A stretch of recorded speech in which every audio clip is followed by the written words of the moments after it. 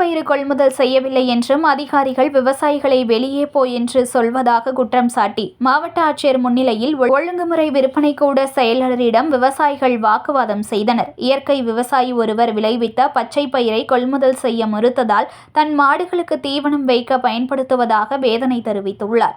மயிலாடுதுறை மாவட்ட ஆட்சியர் அலுவலக கூட்டரங்கில் விவசாயிகள் குறைதீர் கூட்டம் நடைபெற்றது.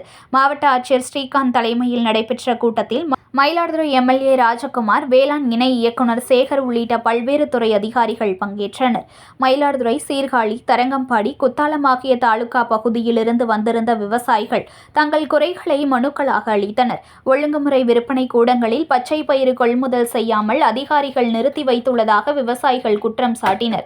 இது தொடர்பாக டெல்டா பாசன விவசாயிகள் சங்க மாவட்ட தலைவர் அன்பழகன் பேசுகையில், மாவட்டத்தில் பச்சை பயிறு 1098 மெட்ரிக் டன் கொள்முதல் செய்ய அனுமதி அளித்துள்ள நிலையில் பச்சை பயிரை கொள்முதல் செய்வதை ஒழுங்குமுறை விற்பனை கூட அதிகாரிகள் நிறுத்தி வைத்துள்ளதாக குற்றம் சாட்டினார்.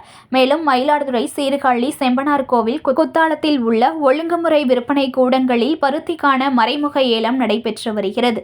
மயிலாடுதுறை மாவட்டம் மட்டுமின்றி அண்டை மாவட்டங்களிலிருந்து பருத்திகள் விற்பனைக்கு கொண்டு வரப்பட்டிருக்கிறது. இதனால் பயிர் மூட்டைகள் தேக்கி வைக்க இடம் இல்லாததால் அதிகாரிகள் பயிர்களை கொள்முதல் செய்ய மறுப்பதாக மாவட்ட ஆட்சியரிடம் நேரடியாக குற்றம் சாட்டினார்.